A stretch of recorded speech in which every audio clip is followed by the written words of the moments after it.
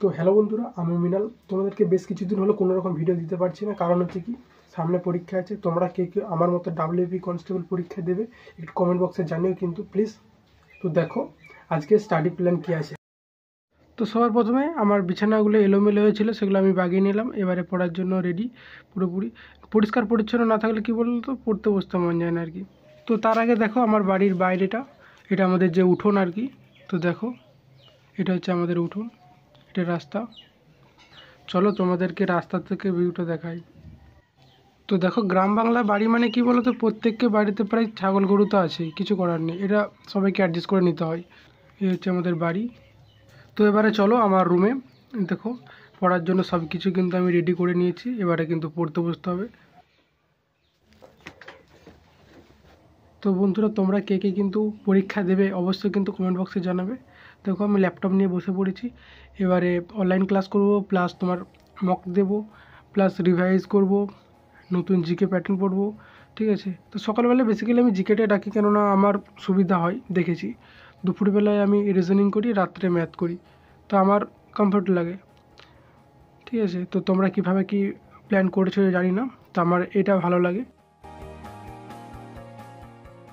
শুধুমাত্র যে সকালবেলায় জিকে করি তা নয়, কিন্তু যেদিন যেমন বেসিক্যালি আমি বেশিরভাগ দিনই দেখেছি আমি সকালে জিকেটা পড়লে কী বলো তো, প্রথমে শুরুটা যেভাবে পড়বে, মানে আমার ক্ষেত্রে আমি দেখেছি, জানি না তোমাদের কেমন কী হয়, চাপটা মাথায় না নিয়ে যদি শুরু করি পড়াটা, সেই ক্ষেত্রে দেখেছি আমি পড়াটা কন্টিনিউ অনেকক্ষণ ধরে করতে পারি।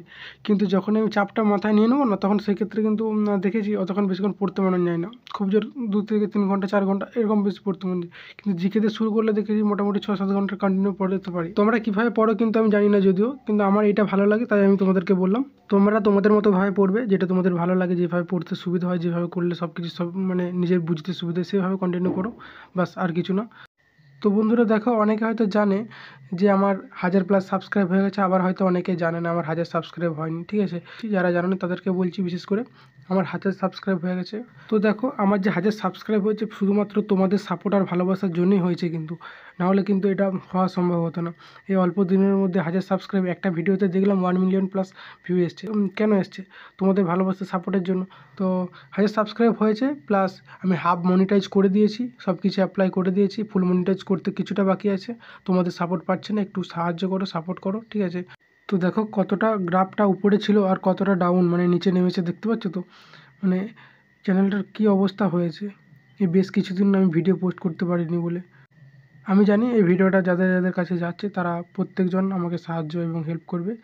তো যারা যারা ডাব্লিউপি কনস্টেবল পরীক্ষা দিচ্ছ, দাদা দিদি বোন ভাই যেই হোক না কেন, তো সবার জন্য বেস্ট অফ লাক, ভালোভাবে পরীক্ষা দিয়ে এসো। চলো টাটা, নেক্সট ভিডিওতে দেখা হচ্ছে।